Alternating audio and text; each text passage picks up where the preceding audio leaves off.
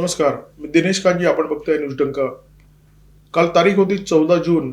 अमेरिकेचे राष्ट्राध्यक्ष Donald Trump यांचा 80वा वाढदिवस होता. हा वाढदिवस वाजत गाजत साजरा करावा अशी स्वाभाविकपणे ट्रम्प यांची इच्छा असणार. त्यामुळे त्यांनी वाढदिवसाच्या दिवशी घोषणा केली की इराणच्या सोबत शांतता करार झालेला आहे. त्यांची अशी अपेक्षा होती की जगभरातील नेते त्यांचं कौतुक करतील. प्रत्यक्षात तसं काही झालेलं नाहीये. भारताचे पंतप्रधान नरेंद्र मोदी यांनी डोनाल्ड ट्रम्प यांना वाढदिवसाच्या दिवशी एका ओळीच्या शुभेच्छा सुद्धा दिलेल्या नाहीयेत. तुम्ही जर वाकड्यात जाणार असाल तर आम्ही सुद्धा आरत्या वळणार नाही, असे स्पष्ट संकेत नरेंद्र मोदी यांनी दिलेले आहेत. याच विषयावर आज या व्हिडिओमध्ये बोलणार आहोत. परंतु व्हिडिओ सुरू करण्यापूर्वी एक छोटीशी विनंती, आमचा चॅनल सबस्क्राईब करा आणि जर आवडला तर व्हिडिओ लाईक करा, शेअर करा, हाईप करा.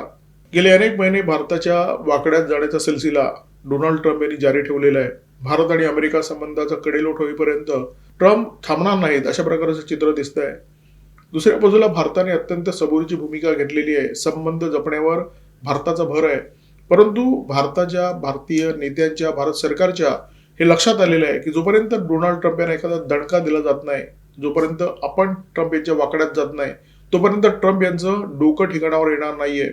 स्ट्रेट ऑफ हॉर्मुझमध्ये ब्लॉकेडच्या दरम्यान अमेरिकी नौदलाने 3 व्यापारी जहाजांवर हल्ला केला आणि यापैकी एका जहाजावर केलेल्या हल्ल्यामध्ये 3 भारतीय खलाशांचा मृत्यू झाला. भारत सरकारने या तिन्ही घटना अत्यंत गांभीर्याने घेतल्या. भारतातले अमेरिकेतील प्रभारी राजदूत जेसन मिक्स यांना परराष्ट्र मंत्रालयाने 2दा पाचारण केलं आणि त्यांची खरडपट्टी काढली. भारताचे परराष्ट्र मंत्री डॉक्टर एस जयशंकर यांनी अमेरिकेचे secretary of state Marco Rubio यांना फोन केला आणि या घटनांबद्दल तीव्र नापसंती व्यक्त केली. परंतु मार्को रुबियो यांनी ताठा दाखवला. त्यांनी जयशंकर यांना सुनावलं की अमेरिकेचा ब्लॉकेड सुरू आहे आणि ब्लॉकेडचं जर उल्लंघन केलं तर आम्ही याच्या पुढे सुद्धा कठोर कारवाई करू. गेले अनेक महिने अमेरिका भारताच्या वाकड्यात जातोय. त्याचं एकमेव कारण म्हणजे भारताकडून मोठ्या प्रमाणात होणारी रशियन तेलाची खरेदी. युक्रेन रशिया युद्ध सुरू झाल्यापासून भारताने ही तेल खरेदी सुरू केलेली आहे. अमेरिकेच्या अनेक नेत्यांनी सातत्याने याबाबत नापसंती व्यक्त केलेली आहे. अमेरिकी व्हाईट हाऊसच्या प्रवक्त्या कॅरोलिन लेविट, अमेरिकेचे सेक्रेटरी ऑफ स्टेट, अमेरिकेचे सेक्रेटरी ऑफ कॉमर्स, स्वतः राष्ट्राध्यक्ष डोनाल्ड ट्रम्प यांनी भारताला दटावण्याचा प्रयत्न केलेला आहे. भारताने रशियन तेलाची खरेदी करू नये, भारताला धमकवण्याचा प्रयत्न केलेला आहे. परंतु भारत या धमक्यांकडे लक्ष देत नाहीये. सतत रशियाकडून तेल खरेदी करतोय. मे महिन्यामध्ये आपण रशियाकडून केलेल्या तेल खरेदीचा जो आकडा आहे तो $6.7 अब्ज इतका आहे. चीन हा रशियाचा जगातला क्रमांक 1चा खरीददार आहे आणि त्याच्यानंतर दुसरा क्रमांक आहे तो भारताचा. चीन आणि भारत हे 2 देश मिळून रशियाकडून जवळजवळ 85% तेलाची खरेदी करतात आणि हीच अमेरिकी नेत्यांची चरफड आहे, ज्याच्यामुळे अमेरिकी नेते सतत भारताला अडचणीत आणण्याचा प्रयत्न करत असतात. प्रत्येक छोट्या मोठ्या विषयामध्ये भारताला धक्का देण्याचा अमेरिकेचा प्रयत्न असतो. एन्थ्रोपिक ही AI क्षेत्रातील नामांकित कंपनी. या कंपनीवरून आता भारताला अडचणीत आणण्याचा प्रयत्न अमेरिकेचे नेते करतायत. एन्थ्रोपिकची 2 AI मॉडेल आहेत, मायथॉस 5 आणि फेबल 5. या दोन्ही मॉडेलच्या निर्यातीवर अमेरिकेने बंदी आणलेली आहे आणि त्याच्यामुळे भारतीय टेक क्षेत्रामध्ये मोठी खळबळ माजलेली आहे. एन्थ्रोपिक आणि ट्रम्प प्रशासन यांच्यामध्ये वादाची पहिली ठिणगी पडली पश्चिम आशियामध्ये जो तणाव आहे त्याच काळामध्ये. अमेरिकी प्रशासनाला एन्थ्रोपिकच्या AI मॉडेलचा वापर यत्र तत्र सर्वत्र करायचा होता लष्करी वापरासाठी. एन्थ्रोपिकने AIचे सुरक्षा नियम आणि नैतिकतेचा हवाला दिला आणि ट्रम्प प्रशासनाला चक्क नकार दिला आणि त्याच्यामुळे ट्रम्प प्रचंड संतापले होते. सुरक्षा कारणाचा हवाला देऊन एन्थ्रोपिकने त्यांना नकार दिला, म्हणून राष्ट्रीय सुरक्षेचा हवाला देऊन ट्रम्प प्रशासनाने एन्थ्रोपिकच्या 2 AI मॉडेलच्या निर्यातीवर आता बंदी आणलेली आहे.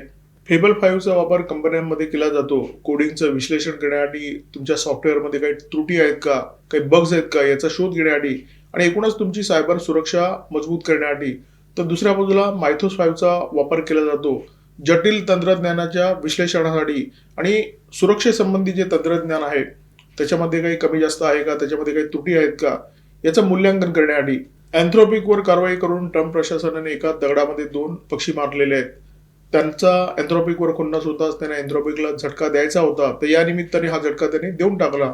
दुसऱ्या बाजूला त्यांनी भारताचं सुद्धा नुकसान केलं, कारण भारत ही एन्थ्रोपिकची दुसरी सगळ्यात मोठी बाजारपेठ आहे. भारताच्या 2 प्रमुख टेक कंपन्यांनी एन्थ्रोपिक बरोबर मोठे मोठे करार केले होते. त्याच्यामध्ये पहिली टाटा कन्सल्टन्सी सर्व्हिसेस आणि दुसरी इन्फोसिस. ट्रम्प प्रशासनाकडून आदेश आल्यानंतर 90 तासामध्ये या दोन्ही कंपन्यांची सेवा खंडित करण्यात आली आणि या कंपन्यांनी एन्थ्रोपिकवर जी गुंतवणूक केलेली आहे ती अक्षरशः आता पाण्यात जाणं की काय अशा प्रकारची परिस्थिती निर्माण झालेली आहे. ट्रम्प हे अहंकार कुरवाळणारे नेते आहेत. त्यांच्यासाठी त्यांचा अहंकार सर्वश्रेष्ठ आहे. आणि कोणी जर त्यांचा अहंकार दुखवण्याचा प्रयत्न केला तर ट्रम्प कोणत्याही थराला जाऊ शकतात आणि कोणाचाही कडेलोट करू शकतात. भारताने रशियन तेलाची खरेदी करू नये ही ट्रम्प यांची इच्छा होती आणि भारताने ही इच्छा नेहमीच पायदळी तुडवली. त्यांच्याकडे साफ दुर्लक्ष केलं. भारताने जाहीरपणे सांगितलं की आमच्या ऊर्जा सुरक्षेसाठी जिथून तेल खरेदी करणं आम्हाला शक्य आहे, जिथून स्वस्तात तेल मिळतं ते तेल आम्ही विकत घेणार, कारण प्रश्न 140 कोटी भारतीयांच्या ऊर्जा सुरक्षेचा आहे. आणि हीच गोष्ट ट्रम्प यांना प्रचंड खटकते आणि त्याच्यामुळे जेव्हा शक्य असेल तेव्हा ट्रम्प आणि जिथे शक्य असेल तिथे भारताचं नुकसान करण्याचा प्रयत्न करत असतात. खरं तर अमेरिका आणि भारत या दोन देशांमध्ये इतकं अंतर आहे की दोन्ही देशांमध्ये वाकडं असण्याचं काही कारण नाहीये. भारताची सुद्धा तशी इच्छा नाहीये. अमेरिकेशी चांगले संबंध हे भारताच्या व्यापारी आणि सामरिक हिताचे आहेत हे नरेंद्र मोदी यांच्या सरकारला चांगलं ठाऊक आहे. आणि त्याच्यामुळे नरेंद्र मोदी कायमच राष्ट्राध्यक्ष ट्रम्प यांच्या आचरटपणाकडे कायम दुर्लक्ष करत आले. आतापर्यंत नरेंद्र मोदी यांनी ट्रम्प यांच्यावर थेट टीका करणं टाळलं, परंतु याचा अर्थ ट्रम्प यांची जी गेल्या काही महिन्यातली करणी आहे ती करणी नरेंद्र मोदी विसरले असं अजिबात नाहीये. ट्रम्प यांची राष्ट्राध्यक्षपदी जेव्हा निवड झाली तेव्हा अपेक्षा अशी होती की अमेरिका आणि भारताचे जे संबंध आहेत ते अधिक घट्ट होतील, कारण ट्रम्प यांच्या पहिल्या टर्ममध्ये मोदी सरकारशी त्यांचे संबंध अत्यंत उत्तम होते. आणि सुरुवातीचा काळ तसाच होता. सुरुवातीला दोन्ही नेत्यांचे संबंध अत्यंत मधुर होते, परंतु ऑपरेशन सिंदूर नंतर परिस्थिती बदलायला लागली. ऑपरेशन सिंदूर नंतर दोन्ही देशांचे संबंध बिघडायला सुरुवात झाली. ऑपरेशन सिंदूर नंतर ट्रम्प यांनी नखं बाहेर काढली आणि ते भारताला अडचणीत आणण्याचं काम करू लागले. मोदींच्या जेव्हा हे लक्षात आलं तेव्हा सुद्धा त्यांनी रंग बदलले. आपल्याला आठवत असेल नरेंद्र मोदी यांनी सुरुवातीच्या काळात ट्रम्प यांच्याबद्दल ज्या पोस्ट केल्या त्याच्यामध्ये ट्रम्प यांचा उल्लेख त्यांनी कायम माय फ्रेंड ट्रम्प अशा प्रकारे केला होता, परंतु नंतर त्यांनी माय फ्रेंड हा शब्द वगळायला सुरुवात केली किंवा या शब्दाचा कमीत कमी वापर त्यांनी करायला सुरुवात केली. काल तर डोनाल्ड ट्रम्प यांचा 80वा वाढदिवस होता. आपल्याला माहिती आहे की 80वा वाढदिवस ही आयुष्यातली खूप मोठी घटना असते. एका मित्राने त्याच्या मित्राला निश्चितपणे शुभेच्छा दिल्या असत्या, परंतु ट्रम्प यांनी ही मैत्री राखली नाही. ट्रम्प यांनी संबंध बिघडवले. ट्रम्प यांनी कटुता वाढवण्याचं काम केलं आणि त्याच्यामुळे नरेंद्र मोदींनी सुद्धा त्यांना फाट्यावर मारलं. काल त्यांचा वाढदिवस असून सुद्धा नरेंद्र मोदी यांनी त्यांना शुभेच्छा दिल्या नाहीत. अमेरिका ही जागतिक महासत्ता आहे आणि महासत्ता असल्याचा माज त्यांच्या नेत्यांच्या शारीर भाषेतून नेहमी व्यक्त होत असतो. अमेरिकेचे राष्ट्राध्यक्ष सुद्धा याला कधीच अपवाद नव्हते. ट्रम्प यांनी माझाचा हा जो विक्रम आहे तो पूर्णपणे मोडलेला आहे. ट्रम्प यांनी जो माजुरडेपणा दाखवलेला आहे तो आजतागायत अमेरिकेच्या कोणत्याही राष्ट्राध्यक्षाने दाखवलेला नाहीये. जेव्हा ओमानच्या समुद्राजवळ भारतीय खलाशांचा मृत्यू झाला त्याच्यानंतर सुद्धा ट्रम्प यांनी साधी हळहळ व्यक्त केली नाही. ट्रम्प यांनी पुन्हा एकदा दाखवून दिलं की अमेरिकेला अमेरिकी नागरिकांचं जे जीवित आहे तेच महत्वाचं असतं. बाकी जगामध्ये लोक जगले मेले त्यांना कोणताही फरक पडत नाही. ही अमेरिकेची मानसिकता आहे आणि ट्रम्प यांनी त्यांच्या कृतीतून ही मानसिकता पुन्हा एकदा दाखवून दिलेली आहे. फिनलंडची राजधानी हेल्सिंकी येथे झालेल्या कुलतारांता टॉक्समध्ये भारताचे परराष्ट्र मंत्री डॉक्टर एस जयशंकर यांनी कधी नव्हे इतकी जळजळीत आणि बोचरी टीका अमेरिकेचे राष्ट्राध्यक्ष डोनाल्ड ट्रम्प यांच्यावर केलेली आहे आणि भारताने ट्रम्प यांना खूप मनावर घेतलेलं आहे हे दाखवून दिलेलं आहे. आता ट्रम्प यांच्या वाढदिवसाच्या दिवशी नरेंद्र मोदी यांनी त्यांना शुभेच्छा संदेश देणं टाळलं आणि मोदींनी सुद्धा दाखवून दिलेलं आहे की अमेरिका आणि भारताच्या संबंधामध्ये सर्व काही आलबेल नाहीये. ओमान जवळच्या समुद्रामध्ये 3 भारतीय खलाशांचा मृत्यू झाल्यानंतर पंतप्रधान नरेंद्र मोदी यांच्यावर प्रचंड टीका झाली आणि टीका झाली हे योग्यही झालं, कारण या देशामध्ये जर काही चांगलं घडतंय त्याचं श्रेय नरेंद्र मोदी यांना मिळत असतं. त्यामुळे जर काही वाईट घडलं, जर काही चुकीचं घडलं तर त्याचे खापर सुद्धा नरेंद्र मोदी यांच्या डोक्यावर फुटणं अत्यंत स्वाभाविक आहे.